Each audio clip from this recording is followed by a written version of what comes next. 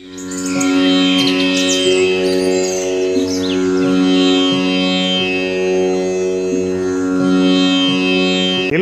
வணக்கம்.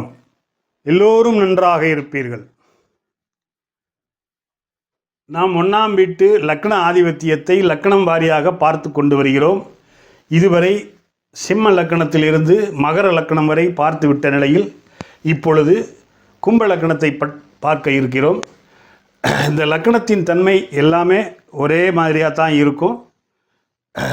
ஏன்னா ஒரு மனிதன் லக்னத்தில் பிறந்து 12ஆம் வீட்டில் இறக்கிறான்.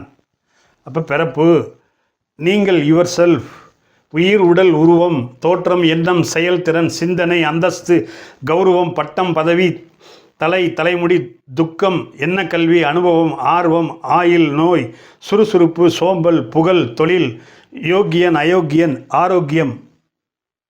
நீங்கள் ஏடிஎம் கார்டில் வாட்ச்மேனாக இருக்கிறீங்களா, இல்லை பிரதமராக, சிஎம்மாக இருக்கிறீங்களா, கவர்னராக இருக்கீங்களா, அது எல்லாமே இந்த லக்னம் லக்னாதிபதியை தான் தீர்மானிக்குது. சரிங்களா? இப்போ இது கும்ப லக்னம், இது ஒரு சிர லக்னம். இது சரம்னா இது சிர லக்னம். சனி ஆட்சி வீடாக கொண்ட லக்னம். இதுதான் கடைசி வீடு, இருள் வீடு, இருட்டு வீடு, கடைசி வீடு. மந்தம் நிறையா இருக்கும். அதாவது எறும்பு மாட்டில் மழை பெஞ்ச மாதிரி அப்படின்னு சொல்லுவாங்க. சாக போகிறவனுக்கு தண்ணி கொண்டு வா அப்படின்னா செத்த பிறகு தண்ணி ஊற்றுறதுக்கு வர்றவங்க தான் இந்த கும்ப லக்னத்தில் பிறந்தவங்க. டெட் ஸ்லோ, கடின உழைப்பு, இவங்க தான் பயங்கரமாக உழைப்பாளிகளாக இருப்பாங்க. சந்தேக பெருவெளி எதுலேயுமே. மகர லக்னத்தில் மனசுக்குள்ளே நினச்சிக்கிட்டு இருந்தது இவங்க வெளிப்படையாகவே நினைப்பாங்க. அவன் நல்லா இருக்கானே, அவன் வீடு கட்டிட்டானே, அவன் கார் வாங்கிட்டானே இப்படின்னு வெளிப்படையாகவே நினைப்பாங்க. சரி, நம்ம பொறாமை பிடிச்சவங்க, சுயநலவாதி, அவன் மட்டும் அப்படி இருக்கிறான், நம்ம மட்டும் ஏன் இப்படி இருக்கிறோம் அப்படின்னு நினைக்கக்கூடியவங்க, கடினமாக உழைக்கக்கூடியவங்க, இருட்டில் வேலை செய்யக்கூடியவங்க. சரிங்களா? அதனால் இந்த சனி இப்போ எங்கே இருந்தால் லக்னாதிபதி நல்லது? இப்போ லக்னாதிபதி லக்னத்திலேயே நான் இருக்கக்கூடாதுன்னு சொல்லியிருக்கேன். ஏன்னா ஜாதகரை கெடுப்பார். இருந்தாலும் லக்னத்தில் சனி இருக்கிறதுனால லக்னாதிபதி ஆட்சி என்று ஆட்சி, லக்னாதிபதி ஆட்சினாலே உடல் உள்ளம் ஆரோக்கியமாக இருக்குது. ஆனால் மற்றது எல்லாம் கெடுதலை தருவார். 2ல் சனி வீட்டில் இருக்கலாம். ஏன்னா அது குருவுடைய வீடு. தனஸ்தானத்தில் இருக்கிறார், தனக்காரன் வீட்டில் இருக்கிறார். சூப்பர். சனி 3ல் நீசம் அடைவார், நீசம் அடையலாம்.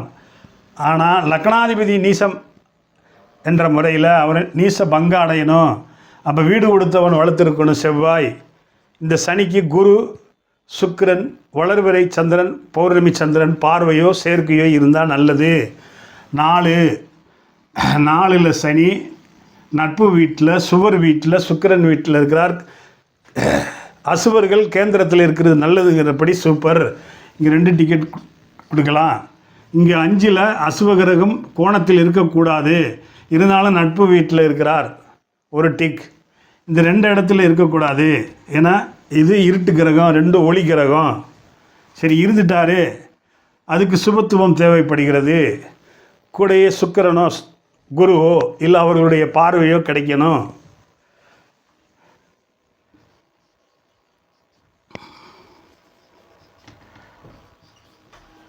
இங்கு 8ல் மறைஞ்சி நட்பு வீட்டில் இருக்கார், சூப்பர், 2 டிக்.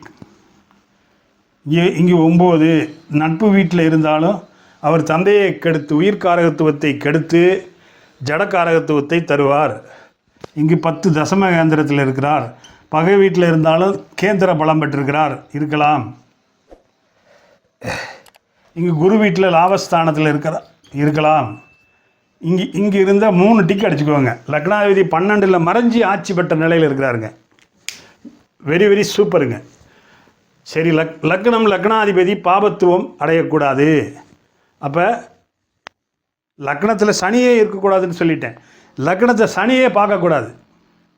அதுபோல் லக்னத்தில் செவ்வாய், ராகு, செவ்வாய், ராகு, அமாவாசை, சந்திரன், சூரியன் இவங்கெல்லாம் இருக்கக்கூடாது. எந்த கட்டத்தில் இருக்கக்கூடாது. இருந்தால் வந்து லக்னாதிபதி கெட்டு போயிட்டார், லக்னம் கெட்டு போய்விட்டதுன்னு நம்ம எடுத்துக்கிடணும். அப்போ எப்பயுமே நம்பர் 1 லக்னாதிபதி ஸ்ட்ராங்காக இருக்கணும். சார் எனக்கு வந்து சந்திரன் வீட்டில் இருக்குது, எனக்கு சூரியன் வீட்டில் இருக்குது, கவலைப்படாதீங்க. கண்டிப்பாக உங்கள் ஜாதகத்தில் எங்கே இருந்தாவது குரு பார்ப்பார், எங்கே இருந்தாவது சுக்கிரன் பார்ப்பார்.